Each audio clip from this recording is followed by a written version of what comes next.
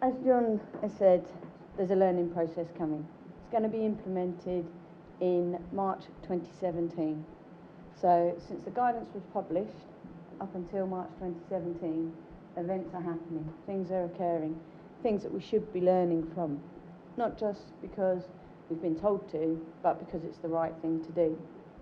So the interim process is what we've put in place for that period of time. And it's going to ensure that the NOD guidance is up to date. It's helping us to test it robustly to make sure that what we're providing is accurate, current, and able to support you in what you're doing. But there's also going to be spin-off benefits, and these will include that it can be used to support local operational learning. It can be used to highlight emerging trends. It can generate intelligence for R&D, support operational audits, and provide a link between the fire and rescue services and the fire sector. So, the aims of the interim learning process. It's going to provide a structure that ensures guidance remains current and accurate. It will review the guidance, making sure that if there are any gaps, we find them, we can fill them, we can make sure that it's comprehensive. And it will share the learning outcomes to help improve performance. And to do this, we're going to look at various things. There's 4 key elements. One is we're going to examine incidents that resulted in accidents, near miss, serious injuries or death for firefighters, and identify whether the actions taken were in line with guidance. We'll also look at other significant events which have identified operational performance issues, impacted on public safety, or have had a substantial environmental impact. In your white folders from yesterday, I'm not sure if you've still got those with you, but you'll see a slide called the Interim Process Expanded. That's what you're looking for. It's got a slightly more detail on than the slide on the screen, but in essence it's exactly the same. So how does the process work? What we're going to do is we're going to take some information, and I'm going to give you more information on the next slide about that box. And then it goes into the machine and it gets evaluated, looking at the hazards and control measures, specifically whether the control measures were effective, partially effective, or not implemented.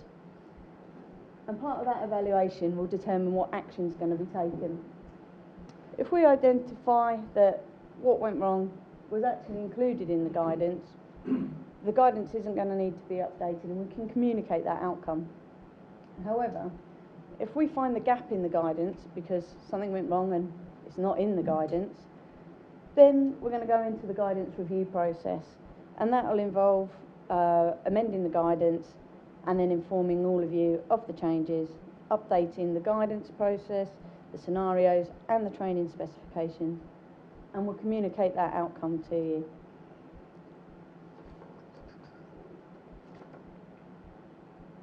So, information.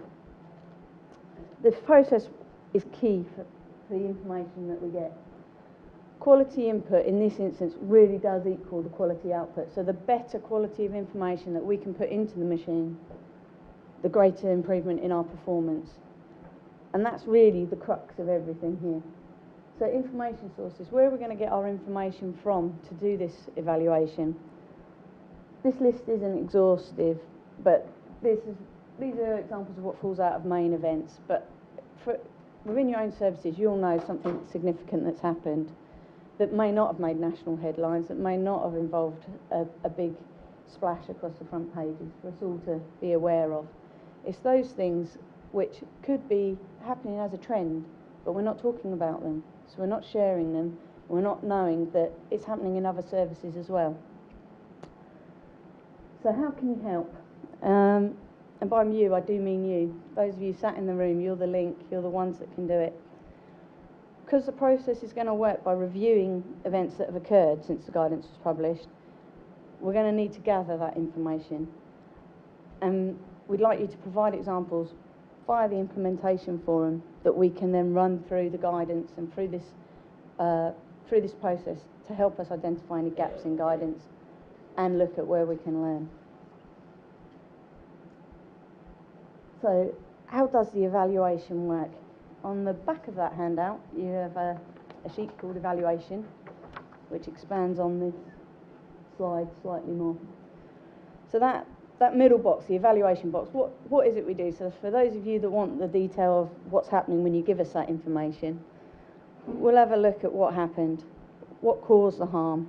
We'll identify the hazards and the control measures, see if they are featured in the NOG guidance.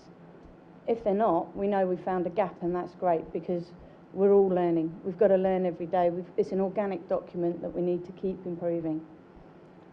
So if we don't find any of those, that's where it goes with.